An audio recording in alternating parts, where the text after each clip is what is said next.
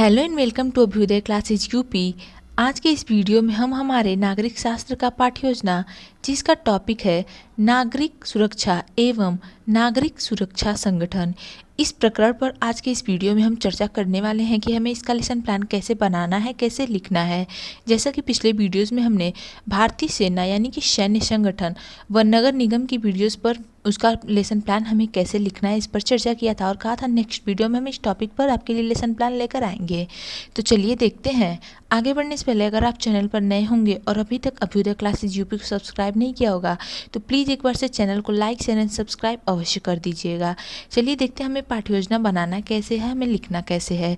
सबसे पहले तो हम लिखेंगे पाठ्य योजना, फिर उसका हम संख्या लिख देते हैं। जैसे आप यहाँ पे देख सकते हैं पाठ्य योजना संख्या 27 लिखा हुआ है, क्योंकि ऑलरेडी हमने 26 पाठ्य योजना जो हमारी हैं पाठ्य योजनाएं उन पर चर्चा कर लिया है। आपको उसकी वीडियो चैनल पर मिल जाएगी, आप एक बार से जाकर चेक कर सकते हैं। मैं लिंक भी दे दूँगी, आप वहाँ से भी जाकर देख सकते हैं, ठीक है। और हाँ, इसके अतिरिक्त आपको नागरिक शास्त्र विषय के अतिरिक्त और भी जो अन्य विषय जैसे इतिहास विषय, विज्ञान विषय, इन सभी विषयों पर भी आपको लेसन प्लान मिल जाएगा। अगर आपको उसकी आवश्यकता होती है तो एक बार आप जाकर देख सकते हैं।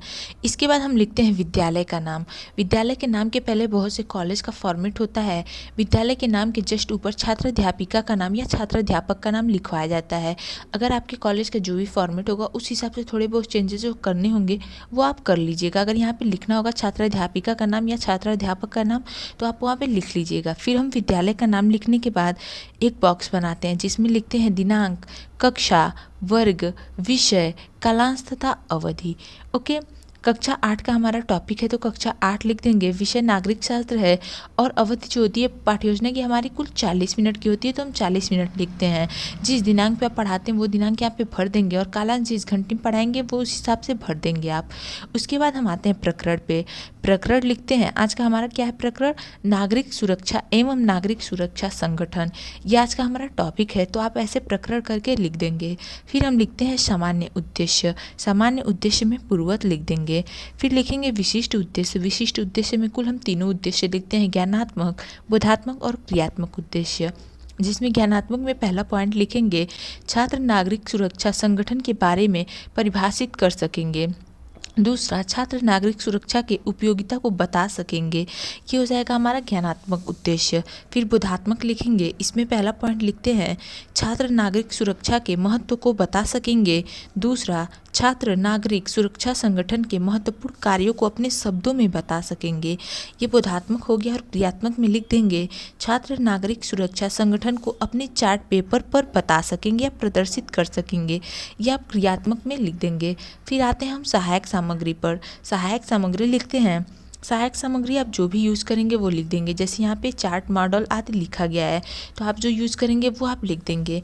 फिर पूर्व ज्ञान हम लिखते हैं। पूर्व ज्ञान में लिखेंगे छात्र नागरिक सुरक्षा संगठन के बारे में सामान्य जानकारी रखते हैं। ओके, यहाँ पे हमारा सहायक सामग्री और पूर्व ज्ञान भी हुआ कंप्लीट। अब हम आते हैं अपने प्रस्तावना के प्रश्न की ओर। प्रस्तावना के प्रश्न लिखते हैं, इसमें एक बॉक्स बनाते हैं। अगर आप यहाँ पे चाहें तो प्रस्तावना प्रश्न हेडिंग भी लिख सकते हैं। अगर आपको नहीं लिखना हो तो कोई दिक्कत नहीं है, ठीक है। इसमें हम एक बॉक्स बनाते हैं जिसमें लिखते हैं क्रम संख्या, दूसरे में छात्र अध्यापक कथन। अगर आप छात्र अध्यापिका हैं तो छात्र अध्यापिका कथन लिखेंगी। फिर हम छात्र कथन लिखते हैं। इसमें कुछ प्रश्न हम लिखते हैं। जैसे पहला क्वेश्चन लिखेंगे कुछ प्राकृतिक आपदाओं के नाम बताइए। छात्र बताएंगे भूकंप, बाढ़ आदि, तो लिख देंगे आप छात्र कथन में ये। फिर दूसरा क्वेश्चन करेंगे बाढ़, भूकंप आदि प्राकृतिक आपदाओं के समय हमारी सहायता कौन करता है। यहाँ पे छात्र बताएंगे कि सरकार करती है, तो यहाँ पे आप सरकार लिख देंगे। फिर तीसरा क्वेश्चन करेंगे सरकार किस संगठन के माध्यम से हमारी सहायता करती है। छात्र बताएंगे कि एनसीसी, एनएसएस, नागरिक सुरक्षा संगठन आदि, ये लिख देंगे आप छात्र के कथन में। फिर आता है हमारा समस्यात्मक प्रश्न। इसमें लिखते हैं नागरिक सुरक्षा संगठन के बारे में आप क्या जानते हैं। यहाँ पे हो जाएंगे छात्र मौन, तो आप लिख देंगे छात्र कथन में समस्यात्मक, ठीक है। इतना हुआ। अब हम आगे बढ़ते हैं अपने उद्देश्य कथन पे। उद्देश्य कथन हेडिंग लिखेंगे, उसमें लिखते हैं छात्रों आज हम लोग नागरिक सुरक्षा एवं नागरिक सुरक्षा संगठन के बारे में अध्ययन करेंगे। यहाँ पे होता है हमारा उद्देश्य कथन भी कंप्लीट। फिर हम आते हैं प्रस्तुतिकरण पे। प्रस्तुतिकरण हेडिंग लिखेंगे, इसमें भी एक बॉक्स बना लेंगे जिसमें लिखेंगे क्रम संख्या, दूसरे में शिक्षण बिंदु, फिर छात्र अध्यापक कथन, छात्र अध्यापिका है तो छात्र अध्यापिका कथन यहाँ पे आप लिख देंगी। उसके बाद हम छात्र कथन लिखते हैं और आखिरी वाले बॉक्स में हम श्यामपट्ट कार्य करते हैं, श्यामपट्ट कार्य लिखते हैं। उसके बाद जो हमारा पहला शिक्षण बिंदु है वह लिखेंगे। जैसे यहाँ पे पहला शिक्षण बिंदु है हमारा नागरिक सुरक्षा संगठन, तो क्या लिखेंगे, पहला शिक्षण बिंदु आप लिख देंगे नागरिक सुरक्षा संगठन। ओके, इसके बाद हम आते हैं अपने क्वेश्चन पे। इसमें कुछ प्रश्न करते हैं। जैसे पहला प्रश्न होगा हमारा, नागरिक सुरक्षा संगठन की स्थापना कब हुई। छात्रों को पता होगा तो वो अवश्य ही बताएंगे 1962 ईस्वी, तो आप लिख देंगे। उसके बाद दूसरा क्वेश्चन करेंगे, नागरिक सुरक्षा संगठन क्या है। यहाँ पे हो जाएंगे छात्र मौन, तो आप छात्र कथन में लिख देंगे मौन। फिर हम स्पष्टीकरण देंगे, स्पष्टीकरण हेडिंग लिखेंगे और इसमें जो भी आपको नागरिक सुरक्षा संगठन से संबंधित आपको जो भी छात्रों को बताना हो, जो भी इसे इंफॉर्मेशन देनी हो कि नागरिक सुरक्षा संगठन क्या होता है, जैसे इसकी स्थापना कब हुई थी। यहाँ पे बताया गया कि भारत में भी चीन आक्रमण के पश्चात सन 1962 ईस्वी में नागरिक सुरक्षा संगठन की स्थापना की। तो ये सभी जो भी इंफॉर्मेशन आपको उचित लगता है, जो भी आपको लगता है कि हाँ ये छात्रों को बताना चाहिए, इसमें स्पष्टीकरण देना चाहिए, वो आप यहाँ पे स्पष्टीकरण में लिख देंगे। अगर आप अपने हिसाब से अपने पास से कुछ और भी इसमें ऐड करना चाहते हैं तो आप वो लिख देंगे। ओके, स्पष्टीकरण में आप जो स्पष्टीकरण दे सकें, जितना आपसे तैयार हो जाए, टीचिंग करना है आपको, जहाँ पे इंटर्नशिप पे जाएंगे वहाँ पे आपको टीचिंग करना है, जितना आपसे तैयार हो सके उतना ही स्पष्टीकरण में आप लिखते हैं जो आपसे तैयार हो सके। उसके बाद आप यहाँ पे जैसे श्यामपट्ट कार्य कर देंगे, जो स्पष्टीकरण आपने दिया उसी में से श्यामपट्ट कार्य भी करते हैं। जैसे यहाँ पे लिखा हुआ है भारत में चीन युद्ध होने के बाद नागरिक सुरक्षा संगठन की स्थापना हुई, आपको जो उचित लगेगा वो श्यामपट्ट कार्य में अवश्य ही लिख देंगे। फिर आते हैं हम दूसरे शिक्षण बिंदु की ओर। दूसरा शिक्षण बिंदु लिखते हैं, दूसरा शिक्षण बिंदु है हमारा नागरिक सुरक्षा संगठन के उद्देश्य। ठीक है, ये है हमारा दूसरा शिक्षण बिंदु। इसमें भी हम प्रश्न करेंगे। जैसे पहला प्रश्न है हमारा, नागरिक सुरक्षा संगठन का क्या उद्देश्य है। पहले ही प्रश्न में छात्र हो जाएंगे मौन, तो यहाँ पे आप छात्र छात्रा कथन में मौन लिख देंगे। फिर स्पष्टीकरण देंगे, स्पष्टीकरण में लिखेंगे हवाई आक्रमणों से जनधन की हानि को कम करना, औद्योगिक कृषि क्षेत्र में उत्पाद योग्य बनाए रखना, प्राकृतिक आपदाओं के समय राहत एवं बचाव कार्य करना, शांतिकाल में अधिकारियों स्वयं सेवकों को शिक्षित करना तथा अन्य सामाजिक व जन कल्याणकारी कार्य जैसे पल्स, पोलियो व महामारी की रोकथाम के लिए टीकाकरण आदि में सहयोग प्रदान करना ही इस संगठन का उद्देश्य है। ये आपने अपने दूसरे शिक्षण बिंदु का स्पष्टीकरण यहाँ पे आपका कंप्लीट हुआ। उसके क्या उद्देश्य है नागरिक सुरक्षा संगठन के, ये आपने यहाँ पे बता दिए हैं, इसका क्या क्या उद्देश्य है। ठीक है, इसका एक बार स्क्रीनशॉट लीजिए। फिर हम आगे देखते हैं अपना तीसरा शिक्षण बिंदु।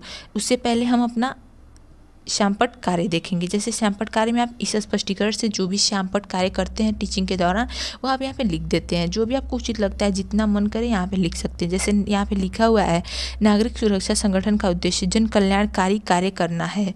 ठीक है, उसके बाद इतना हुआ। अब हम आगे आते हैं अपने तीसरे शिक्षण बिंदु की ओर। तीसरे शिक्षण बिंदु की ओर बढ़ने से पहले अगर अभी तक आपने अभ्युदय क्लासेस यूपी को सब्सक्राइब नहीं किया तो प्लीज़ एक बार से चैनल को लाइक शेयर एंड सब्सक्राइब अवश्य कर दीजिएगा। एंड कोई भी दिक्कत होती है तो आप कमेंट बॉक्स में अवश्य ही बता सकते हैं। किसी भी टॉपिक पर आपको वीडियो चाहिए तो वो भी आप चैनल पर चेक कर सकते हैं और कमेंट बॉक्स में भी बता सकते हैं। ठीक है, चलिए देखते हैं अपना तीसरा शिक्षण बिंदु है हमारा सुरक्षा। सुरक्षा लिखते हैं अपना तीसरा शिक्षण बिंदु। इसमें भी कुछ प्रश्न करते हैं। हाँ, एक काम अवश्य करिएगा, ये जो शिक्षण बिंदु है इसे अवश्य लिखेंगे। इसमें जो है पहला हमारा प्रश्न है, नागरिकों को सबसे ज़्यादा खतरा किससे है। छात्र बताएंगे कि दुश्मनों से है, तो आप छात्र कथन में लिख देंगे दुश्मनों से। उसके बाद दूसरा क्वेश्चन करेंगे, नागरिकों की सुरक्षा से क्या समझते हैं। छात्र मौन हो जाएंगे, तो छात्र कथन में मौन लिख देंगे। फिर स्पष्टीकरण देंगे, स्पष्टीकरण हेडिंग लिखेंगे। इसमें लिखते हैं नागरिकों को सबसे ज़्यादा खतरा दुश्मन के हवाई हमले से है। हवाई हमले से हमारा संपत्ति, मकान, उद्योग और जन हानि होती है। ये सभी आप बता देंगे। जैसे यहाँ पे लिखा हुआ है, जब दुश्मन विमान द्वारा हवाई हमला होता है तो उस समय विमान की दिशा और लक्ष्य की जानकारी रडार द्वारा प्राप्त होता है। तब प्रशासनिक अधिकारियों द्वारा क्षेत्रीय जनता को सूचना दी जाती है। ये किस प्रकार नागरिकों की सुरक्षा से आप क्या समझते हैं, इसमें जो भी आपको स्पष्टीकरण देना होगा, किस प्रकार सूचनाएं दी जाती हैं आदि जो भी लिखना है, जो आप स्पष्टीकरण दे सकते हैं, तैयार कर सकते हैं, वो आप इसमें इसके अंतर्गत लिख देंगे स्पष्टीकरण में। ओके, इसके बाद श्यामपट्ट कार्य भी आप कर लेंगे, जो भी श्यामपट्ट कार्य इसमें से करते हैं। फिर हम आगे बढ़ेंगे अपने मूल्यांकन के प्रश्न की ओर। मूल्यांकन के प्रश्न या पुनरावृत्ति के प्रश्न भी इसे कहते हैं। बहुत से कॉलेज का फॉर्मेट में इसे पुनरावृत्ति के प्रश्न लिखवाया जाता है। आपके कॉलेज का जो भी होगा आप उस हिसाब से थोड़े बहुत चेंजेस कर लेंगे। ओके, अब देखते हैं हम इसमें। पहला क्वेश्चन है, नागरिक सुरक्षा संगठन की स्थापना कब हुई थी? दूसरा, नागरिक सुरक्षा संगठन का मुख्य उद्देश्य क्या है? तीसरा, सरकार किस संगठन द्वारा हमारी मदद करती है? और चौथा प्रश्न है हमारा, हवाई हमलों से के समय हरा रंग किसका प्रतीक है? ये सभी हमारे मूल्यांकन के प्रश्न या पुनरावृत्ति के प्रश्न लिख देते हैं हम। उसके बाद हम गृह कार्य लिखते हैं। हाँ, इसमें मूल्यांकन के प्रश्न में अगर आपको और भी प्रश्न ऐड करना हो, अगर आपको अच्छा लगता हो और भी प्रश्न ऐड करना चाहते हो आप, तो जो आपने ऊपर स्पष्टीकरण दिया उससे और भी कुछ प्रश्न चाहें तो ऐड कर सकते हैं, ये आपकी इच्छा अनुसार है। फिर हम गृह कार्य सबसे अंतिम में देकर ही हमारा पाठ्य योजना होता है समाप्त। तो गृह कार्य लिखते हैं। गृह कार्य में देखते हैं, सभी छात्र घर से नागरिक सुरक्षा संगठन के बारे में लिखकर लाएंगे। ये हमने गृह कार्य दिया और यहाँ पे होता है हमारा पाठ्य योजना समाप्त। सो गाइस, आज की वीडियो में बस इतना ही। हमारा जो पाठ्य योजना संख्या 28 है उसका टॉपिक है नगर निगम। उसकी वीडियो आपको चैनल पर मिल जाएगी। अगर आपको उसकी आवश्यकता होती है तो आप एक बार से चैनल पर देख सकते हैं। मैं लिंक भी दे दूँगी, आप वहाँ से भी जाकर देख सकते हैं। ओके, जाते वक्त चैनल को सब्सक्राइब, लाइक एंड शेयर अवश्य करते जाइएगा। धन्यवाद।